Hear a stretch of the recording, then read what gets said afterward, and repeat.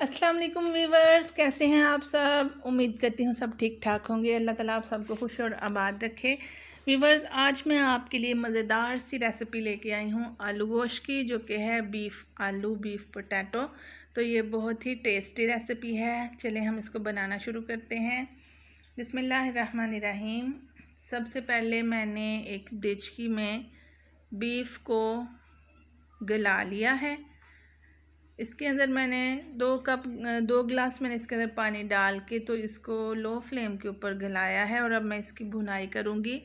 इसके अंदर जो इंग्रेडिएंट्स मैंने ऐड किए हैं वो भी मैं आपको साथ में बताती चलूँ। तो इसके अंदर पानी ड्राई हो चुका है। मैं इसके अंदर कुकिंग ऑयल ऐड कर रही हूँ। 1/2 कप कुकिंग ऑयल डाला है और अब मैं इसको भूनूँगी। तो चलिए व्यूअर्स, मैं आपको साथ में बताती हूँ कि मैंने गोश्त के अंदर क्या ऐड किया है।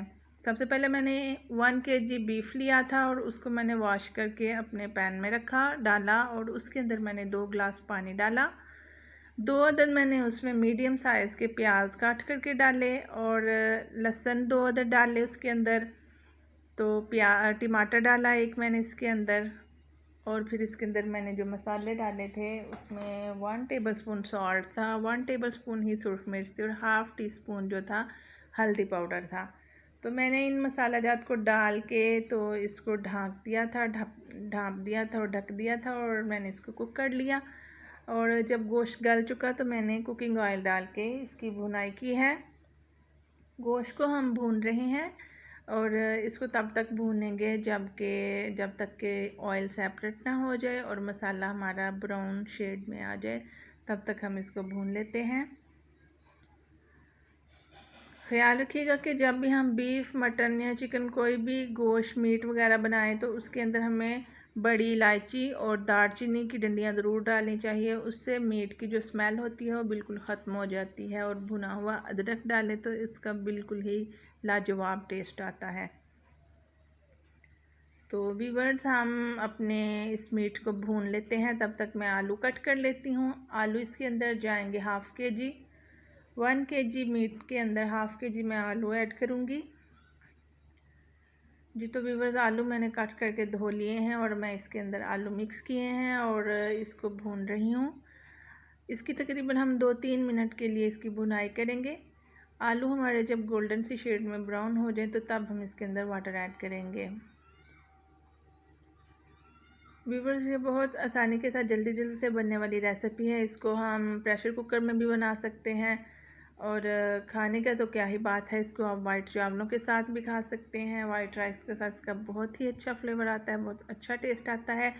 और इसको आप रोटी के साथ और नान के साथ भी खा सकते हैं। तो ये बहुत मज़ेदार सी झटपट तैयार होने वाली रेसिपी मैं आपके साथ शेयर कर रही हूँ।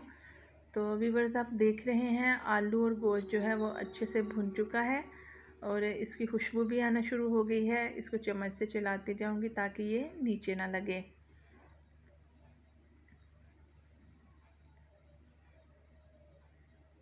गोश्त और आलू को 2-3 मिनट के लिए हम भूनेंगे और अब इसके अंदर मैं 1/2 लीटर वाटर ऐड कर रही हूँ। 1/2 लीटर वाटर ऐड करने के बाद मैं इसको ढाँप दूँगी इसको। इस तरह से मैं इसको कवर कर दिया है और इसको मैं तब तक पकाऊंगी जब तक कि आलू गल ना जाए। मैक्सिमम ये 6-7 मिनट में आलू गल जाते हैं। और आलू हमारे पक चुके हैं और मीट तो ऑलरेडी हमारा रेडी था, पक चुका था। तो अब हम इसकी गार्निश कर देते हैं।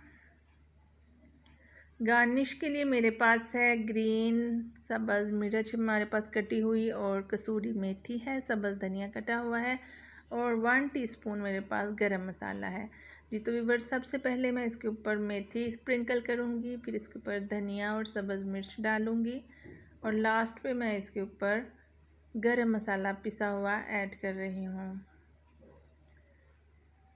व्यूअर्स, बहुत सी मज़ेदार रेसिपी आलू गोश्त तैयार है।